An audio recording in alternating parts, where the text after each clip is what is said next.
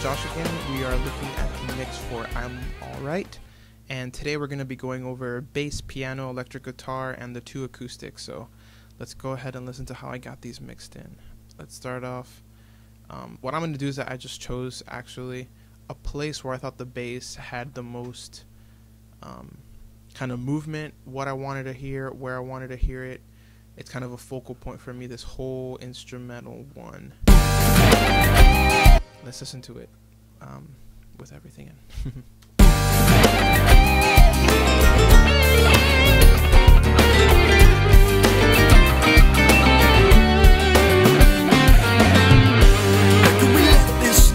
So basically it's that last sort of awesome tag that the bass gives. That is the basis for how I'm gonna actually EQ and pump the bass. So let's start off with not necessarily the order, but let's start off with the foundation of what I did with the bass. When I mix bass, I like to make sure that it syncs up with the kick. So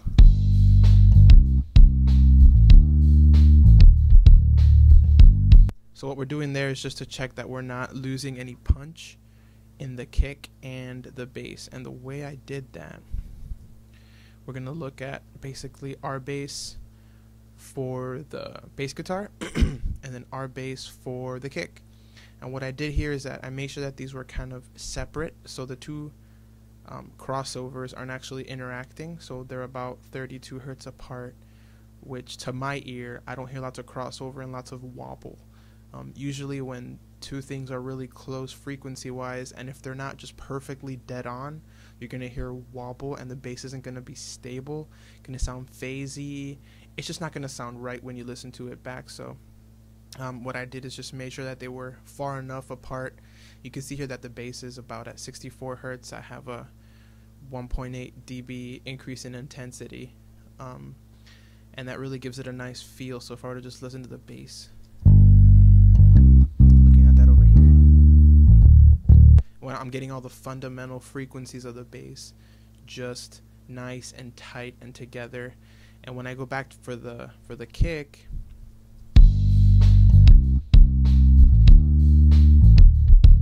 so yes, they're interacting, but they're not fighting each other. They're going with each other, and I feel like that's a nice sound for the bass.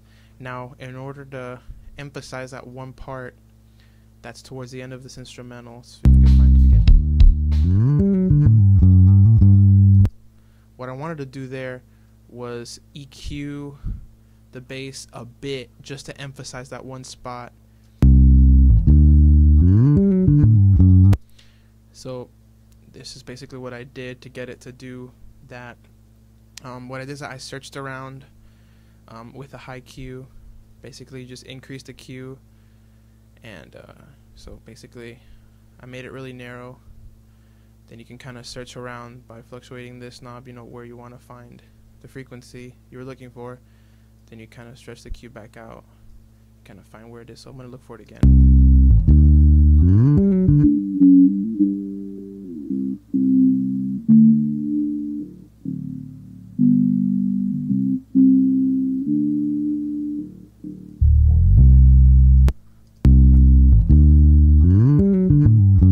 Sounds good to me. And then I also did kind of taper off the high-end shelf. I kind of just brought it a little down. I didn't want to hear all that scraping on the strings. If there's anything, it would kind of clean it up on this side. So if I were to get that, I could just kind of drag that down and make sure that I didn't get anything. So yeah, that's why I actually chose to bump this, is so I could get that kind of snarl that the bass has when it does those cool licks. It kind of pops through. And I also, while I was mixing, noticed that that little bump kind of gave it presence within the mix itself. It's at just over, yeah, so just about 300 hertz. It's kind of that space where like there really isn't anything else playing in that space. Nothing in the drums is conflicting. So if I were to play that with just the drums here, I don't hear anything conflicting in there. So I made sure from that point forward that nothing else was kind of gonna mess in that 300. That was my bass. I would call it like my jam range. I really wanted it to like sound good in that range, and then of course fill in the low end, which I did with our bass. So that's how I got the bass to kind of sit where it's at. Now we're gonna listen to the piano. I have a confession to make. Piano is not my favorite instrument in the world, especially the synth pianos. I love a nice, beautiful acoustic grand piano where I can mic and get the sounds I want that way. The synth pianos, for some reason, there's always something lacking. They're always a little harsh. They always kind of sound like an electric piano to me. I've never heard anything that sounds great. If there's anything out there, leave it in the comments and I'll be sure to check it out. So what I did for this piano, if we were to just listen to it, we're going to start from the same spot. This is what it was before I did anything to it. The first thing I did was added some compression just to make sure that we're getting everything as tight as possible. Bring up the level a tad. So if we were to look at the compressor itself, I have it like at 100 to 1. And then the threshold is at -5. And then just kind of, I even have it parallel a bit. I'm actually increasing the dry mix. It's not just wet. So I'm actually blending in the dry just to give it some more. So let's listen to that. So before, kind of lacking some push, giving some aggression. And if you haven't noticed throughout these series of videos, this compressor is incredible. It does great in sort of visualizing what you're doing, so you can actually see how the compressor is working. Not super aggressive, just kind of tucking in those little pinky spots. Sounds great. It also has these awesome little help bubbles that come up. Sometimes they're fun, sometimes they're not. If we look at what I did in terms of EQ, you can see that it's kind of a deep cut in the low end. One thing with mixing is that you want to make sure that everything has its place. Well, as we went through before, the drums and the bass and this bass in the mix is already kind of full. I don't want to muddy it up by adding something else. So what I'm about to do to the piano is not going to make it sound awesome on its own. It's kind of going to thin it out. The purpose was so in context of the mix, the piano works. Obviously by itself it doesn't sound too great. It sounds better without it. It sounds more full, but at the same time, for a mix, you kind of need to shape things down and kind of put it in. It's kind of like a puzzle. Obviously, if all the puzzle pieces were complete already, then it's not really a puzzle. You're just kind of, it's not a solo piece. You kind of need to carve things out to make it fit together. So that's kind of what I'm doing with this EQ, kind of notching it out so it can fit in there. 314, kind of where I had the bass part.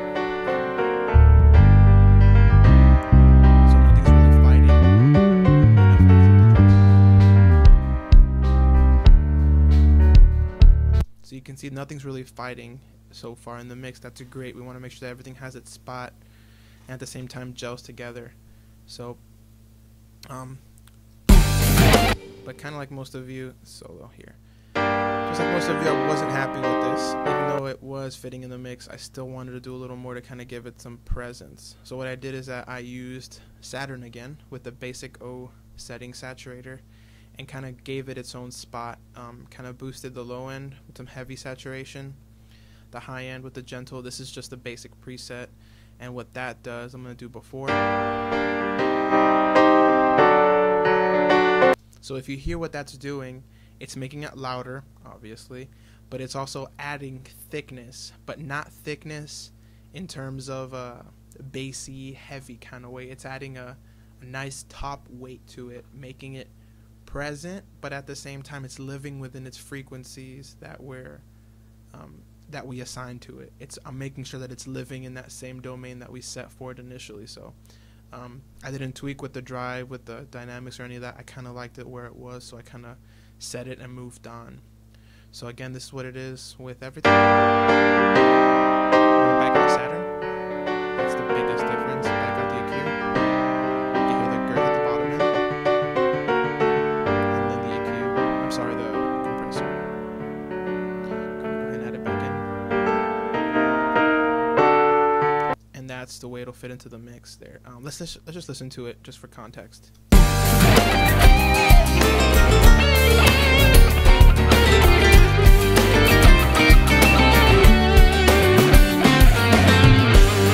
So I am using it as more of a pad. That's kind of why I did to it what I did, to give it its place in the mix. Not super loud, but at the same time, you can kind of feel it more than hear it, if that makes any sense. Let's move on to electric guitars. So what I did for the electric guitars is just use Saturn. The reason being that these stems, when you download them, both electric guitars are together. So a good way to tell is, let's listen to this instrumental section again. So boom, there you go. It's two things playing at once. You can hear that the rhythm part and the lead part are playing on the same track. This is good sometimes, not good sometimes. In this particular instance, it's great because whoever recorded these recorded them really well. There's a light bit of compression already on the tracks. They kind of work together already. There's not much gluing that we need to do. So let's go ahead and listen to that with Saturn bypass.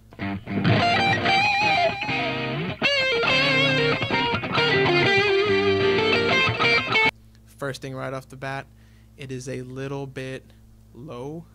It's a little thin sounding. Not my favorite electric sound in the world, especially for something that's lead in the song. It's nice and thick. Oh, my chair is loud. But it's nice, and I want it to be a nice and thick part, and also the rhythms in there. I'm gonna need to do something to kind of make this work. What I did is that I just went with Saturn. If I unbypass there, we're gonna look at what I did here at the low end. It's a 7.4 dB boost using the saturation, again heavy in the low end. So if I were to just solo this part, what I'm doing here is basically using one plugin to focus on the two parts that are on the same track. This part is going to give that low end rhythm part that they put in the neck position. I'm going to make that nice and rich and thick, while at the same time on the same plugin I'm going to solo the high end, which is giving the solo part a nice sheen. If we were to look at, if you just want to see how that's set, again just using the same basic O.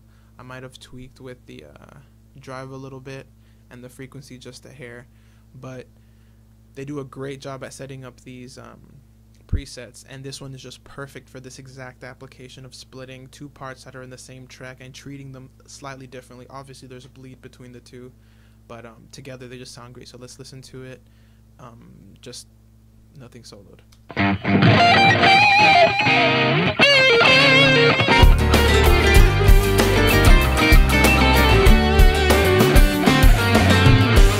Sounds nice. Everything's in its place, tight. The guitar kind of points out, sounds thick, sounds rich. That solo sounds awesome. Let's move on to the acoustic guitar. This acoustic guitar, it had a few things going on with it. It was well recorded, first of all. Again, pretty low, but you could tell it was well played in time. Not much editing in this entire track. It's really nice and tight. In order to get it up to level and then add harmonic girth, I went ahead and used Saturn again. This time I used the same basic saturator O, but used a separate band in the middle to kind of increase the mids. So I'm gonna unbypass and let's listen.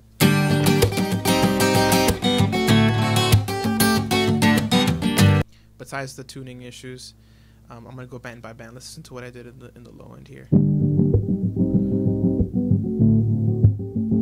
And just that's a nice boost that doesn't, totally mess up my bass if I were to play them both together.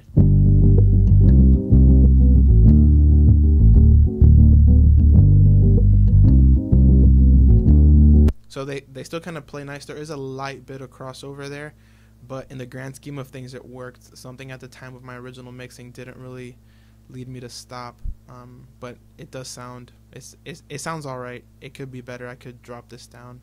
Actually, let's do that.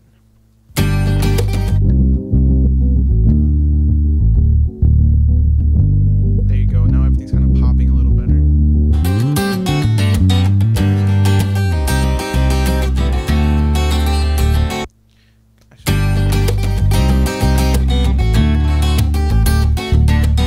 Okay, that sounded better.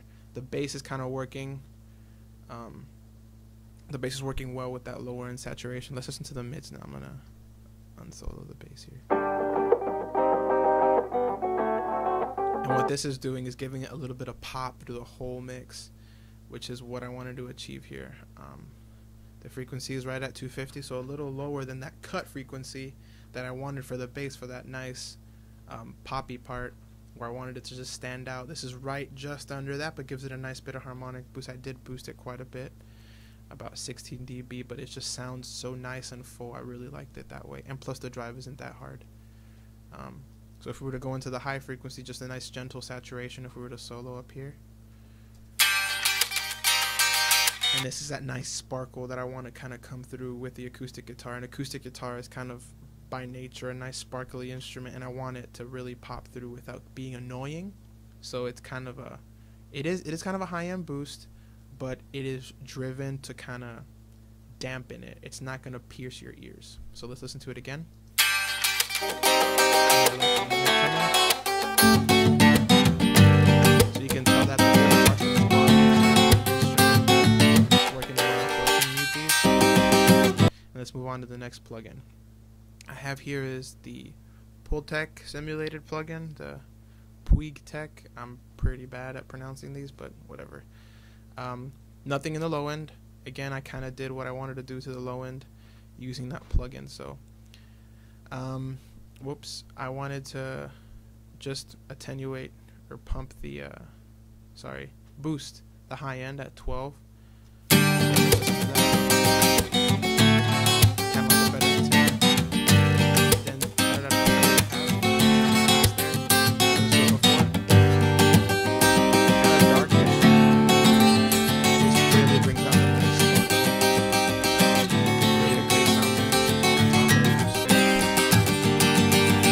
Finally, what I added to it was the Lexicon Concert Hall reverb. One thing I will tell you about this plugin, if you disable the display here, it works a whole lot better in terms of CPU power. I don't really need it right now. I know what it looks like. So I just wanted to have the name there. I'm going to unbypass, and I have it set at 20% mix. You could look at the other settings. I believe it's just a normal medium vocal concert.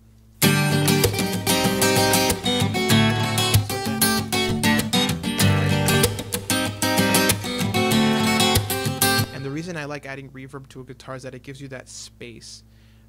It's kind of like the Z-axis. You're going in and out. It's that 3D feel that I really like with an acoustic guitar. It kind of puts it in its place, so it's not standing in the forefront. So we're using EQ to kind of put the puzzle together, but at the same time we could have different puzzles kind of being in front of each other, and kind of when you look at it straight on you see one picture, but if you turn it over to the side you can see all the different layers.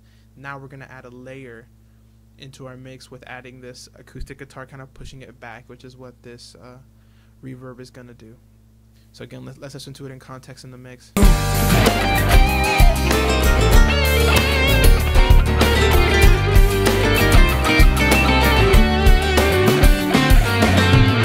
Great, everything is still sitting well. Let's listen to the very beginning. I know that there's a part where the acoustic guitar soloed, so let's give that a listen.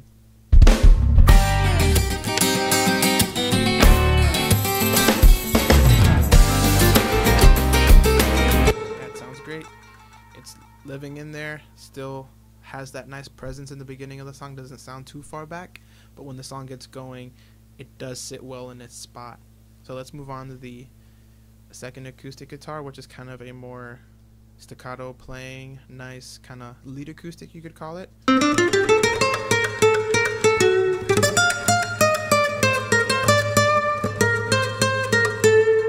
Alright, so that's everything processed. Again, I just use Saturn. Again, basic O, lower end, higher end, the same little saturation increases. So I'm going to again just bypass it. You can listen to it. It sounds good. It sounds like a nylon string guitar. You can kind of hear the hollowness of the strings.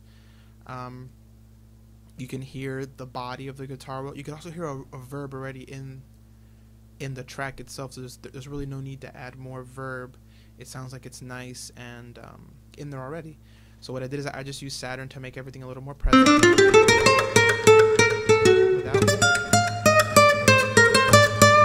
it kind of just made everything pop. Next, I followed up by using Timeless. It's a FabFilter delay to kind of make sure that everything is bouncing around, give that another layer of depth. So this is another 3D kind of feature. Yes, it is moving left and right, but it moves this delay is actually moving the reverb with it, since it is inherent it's like baked into the track. I'm gonna move the reverb with me so it does sound cool.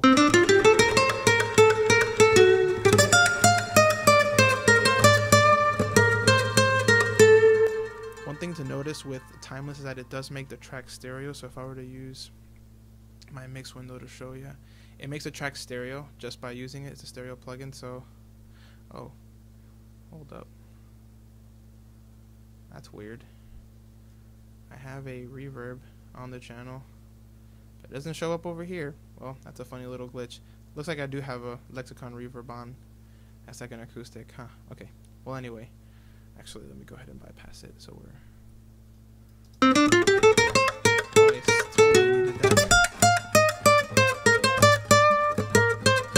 So nope, it wasn't actually moving the reverb with it. It was just moving the guitar with it. It sounds super dry, kind of boring. I really want that reverb back, so we're gonna go ahead and add it back. But let's just show it here.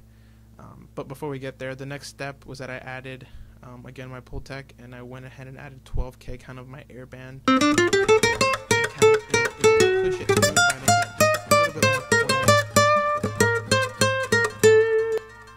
And then finally adding my concert hall, kind of a little more.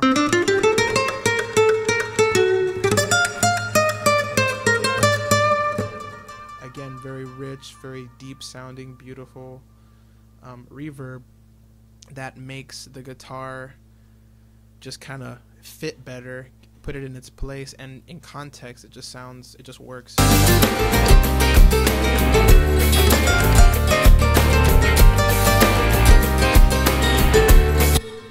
And when everything's playing, you really can't tell that there's all that much going on with it. It just feels a little bit further back, which is the goal of doing this with the acoustic guitar. So that's basically all I have for this video for bass, piano, electric, and the 2 acoustics. So thanks for watching. Next video is going to be about vocals, and then we're going to do a mastering video where I show you how this track was all mastered up and then stuck on the link below, which is a SoundCloud link, and there's also a link down there, if I didn't mention it in the very beginning, to download the track. So again, see you later. Bye-bye.